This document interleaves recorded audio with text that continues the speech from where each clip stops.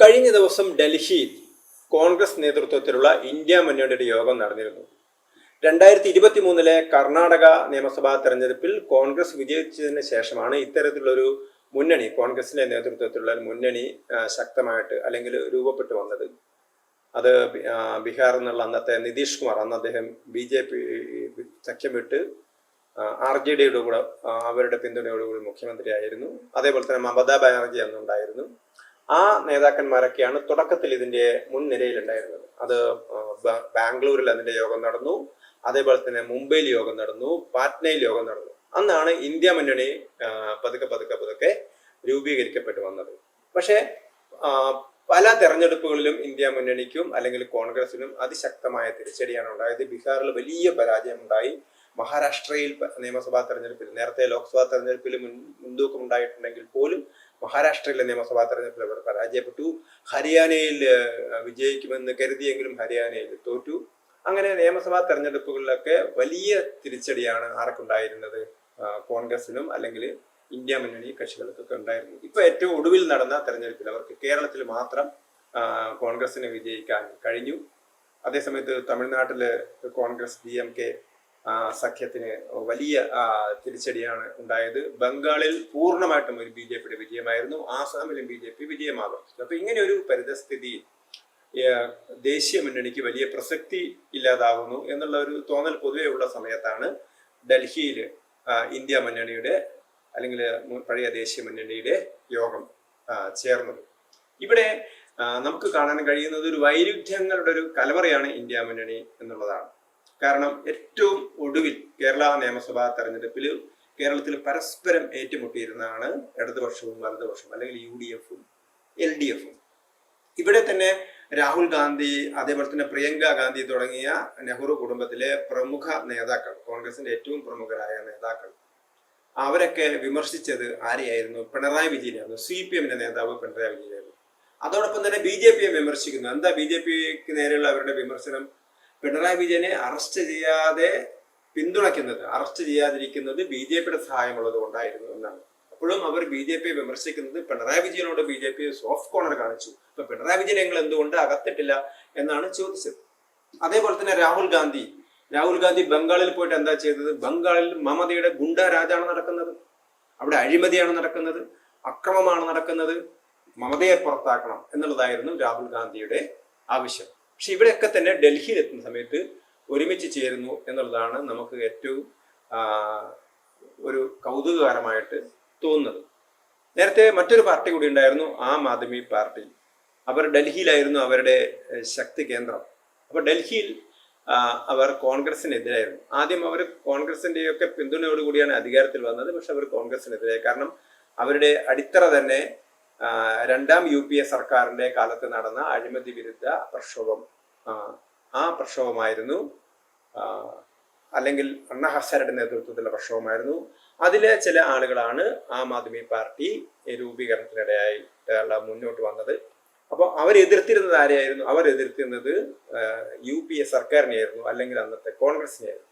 അപ്പം ഡൽഹിയിൽ ആം ആദ്മി പാർട്ടിയും കോൺഗ്രസും തമ്മിൽ തർക്കമായിരുന്നു. ദേശീയ തലത്തിൽ അവർ സഖ്യമുണ്ടാക്കാൻ ശ്രമിക്കുന്ന സമയത്ത് പോലും. പക്ഷെ ഏറ്റവും ഒടുവിലെ കഴിഞ്ഞ ലോക്സഭാ തെരഞ്ഞെടുപ്പിൽ അവർ ഒരുമിച്ച് മത്സരിച്ചു.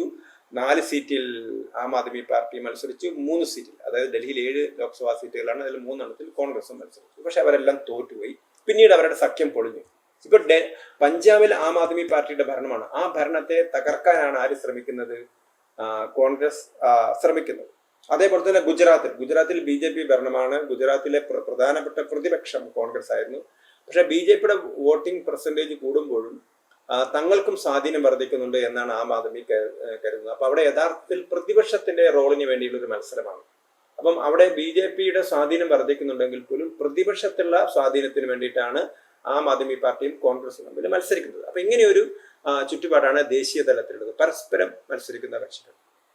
ഈയിടെ അടുത്ത കാലം വരെ DMK ആയിരുന്നു ദേശീയ മുന്നണിയുടെ വലിയൊരു കക്ഷി. വലിയ ശക്തമായ BJP വിരോധം, സനാതന ധർമ്മത്തെ എതിർക്കുക, BJP എതിർക്കുക, അതൊക്കെയായിരുന്നു സ്റ്റാലിനും മകനും ഒക്കെ ചെയ്തിരുന്നത്. പക്ഷെ ഇപ്പൊ എന്ത് സംഭവിച്ചു? കഴിഞ്ഞ നിയമസഭാ തെരഞ്ഞെടുപ്പ്, തമിഴ്നാട് നിയമസഭാ തെരഞ്ഞെടുപ്പിൽ ആദ്യം കോൺഗ്രസ് പുതിയ പാർട്ടിയായ TVKയുടെ കൂടെ പോകണം എന്നൊക്കെ കരുതിയിരുന്നതാണ്. പക്ഷെ കൂടുതൽ സീറ്റ് DMK നൽകിയ സമയത്ത് അവർ DMKയുടെ കൂടെ. പക്ഷേ DMK തെരഞ്ഞെടുപ്പിൽ തോറ്റ ഉടനെ തന്നെ അവരെന്ത് ചെയ്തു, TVKയുടെ കൂടെ പോയി മന്ത്രിസഭയിൽ ചേർന്നു. അപ്പൊ ഇത് DMK സംബന്ധിച്ചിടത്തോളം വിശ്വസിക്കാൻ കൊള്ളാത്തവരായിട്ടുള്ള അവർ കോൺഗ്രസിനെ കണക്കാക്കണം. അപ്പൊ അവർ പറയുന്നത് ഞങ്ങൾക്ക് BJPയോട് ആശയപരമായിട്ട് ഒരുപാട് എതിർപ്പുണ്ട്, ഞങ്ങൾ കോൺഗ്രസിനെയാണ് പിന്തുണക്കുന്നത്. പക്ഷെ കോൺഗ്രസ് ചതിക്കുകയായിരുന്നു ചെയ്തത്. BJP ഒരിക്കലും ഇങ്ങനെ ചെയ്യില്ല. BJPയോട് ഞങ്ങൾക്ക് വിരോധമുണ്ട്, അല്ലെങ്കിൽ വിയോജിപ്പുണ്ട്, എതിർപ്പുണ്ട്. പക്ഷെ ഈ തരത്തിലുള്ളൊരു ചതി BJP ഒരിക്കലും ചെയ്യില്ല എന്നാണ് DMK നേതാക്കന്മാർ പറഞ്ഞത്. അപ്പൊ ഇങ്ങനെ ഒരു ചുറ്റുപാടിൽ അവിടെയുള്ള ഇന്ത്യ മുന്നണിയിലെ ഏറ്റവും പ്രധാനപ്പെട്ട ഘടകകക്ഷിയായിരുന്ന DMK അവർ യോഗത്തിലൊന്നും വന്നില്ല. അപ്പൊ അവര് പതുക്കെ BJP പാളയത്തിലേക്ക് പോകും എന്നുള്ളൊരു സംശയമാണ് നിൽക്കുന്നത്. അപ്പൊ ഇവിടെ ഇന്ത്യ മുന്നണി എന്ന് പറയുന്നത് തീർത്തും, കാരണം പരസ്പര വൈരുദ്ധ്യത്തിൻ്റെതായ ഒരു കൂട്ടുകെട്ടായിട്ട് മാറിയിരിക്കുകയാണ്. കഴിഞ്ഞ നിയമസഭാ തെരഞ്ഞെടുപ്പിൽ വലിയ തോതിലുള്ള ഒരു പ്രവർത്തനം തൃണമൂൽ കോൺഗ്രസിനെതിരായിട്ടുള്ളൊരു പ്രചരണമാണ് രാഹുൽ ഗാന്ധി നടത്തിയത്. അതേ മമതാ ബാനർജി, ഏത് മമതാ ബാനർജിക്കെതിരായിട്ടാണോ അഴിമതിക്കാരിയും സ്വാർത്ഥയും അതേപോലെ തന്നെ സർവാധിപതിയൊക്കെ ആയിട്ട് അല്ലെങ്കിൽ അക്രമങ്ങൾക്ക് കൂട്ടുനിൽക്കുന്ന ആളുകളായിട്ട് രാഹുൽ ഗാന്ധി വിമർശിച്ചത്, അതേ മമതാ ബാനർജിയെ സോണിയാഗാന്ധി കെട്ടിപ്പിടിക്കുന്നതായിരുന്നു കണ്ടത്. അപ്പോൾ സോണിയെ സംബന്ധിച്ചിടത്തോളം, മമതയെ സംബന്ധിച്ചിടത്തോളം മമതയും സോണിയക്കെതിരായിരുന്നു, കോൺഗ്രസിനെതിരായിരുന്നു. പക്ഷെ ഇപ്പം മമതയുടെ മുമ്പിൽ വേറെ വഴികളില്ല, കാരണം സ്വന്തം തട്ടകം പൊളിഞ്ഞിരിക്കുന്നു. അപ്പം അവർ കോൺഗ്രസുമായിട്ട് സഖ്യം ചെയ്യാനാണ് പലരും ശ്രമിക്കുന്നത്.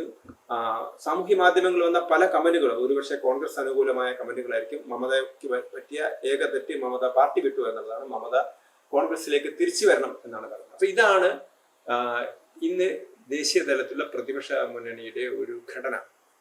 കാരണം അവർക്ക് BJPയോട് എതിർപ്പുണ്ട് എന്നല്ലാതെ പരസ്പരം ഏറ്റവും അധികം അവർ BJP എതിർക്കുന്നതിനേക്കാൾ കൂടുതൽ പരസ്പരം എതിർക്കുന്ന പാർട്ടികളാണ്.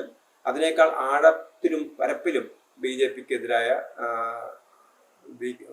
വികാരത്തെക്കാൾ കോൺഗ്രസ് വിരുദ്ധ സമീപനം കൈക്കൊള്ളുന്ന പാർട്ടികളൊക്കെയാണ്. അത് ആം ആദ്മി പാർട്ടി ആണെങ്കിലും അതേപോലെ തന്നെ CPM ആണെങ്കിലും ഇപ്പം മാറി നിൽക്കുന്ന DMK ആയിരുന്നെങ്കിലും. അപ്പൊ ഇവരൊക്കെ തന്നെ അവർക്കൊക്കെ ഒരുപാട് വിരോധം കോൺഗ്രസിനോടുണ്ട്. അതുകൊണ്ട് തന്നെ ഇപ്പോൾ പറയുന്ന ദേശീയ തലത്തിലെ മുന്നണി എന്ന് പറയുന്നത് ഒരു വളരെ ദൃഢമായ മുന്നണി ആണെന്ന് പറയാൻ കഴിയില്ല. ഒരുപക്ഷെ മമതാ ബാനർജിക്ക് ബംഗാളിൽ ജയിക്കാൻ കഴിഞ്ഞെങ്കിൽ ദേശീയ മുന്നണിയുടെ നേതൃസ്ഥാനം അവർ അവകാശപ്പെട്ടനെ.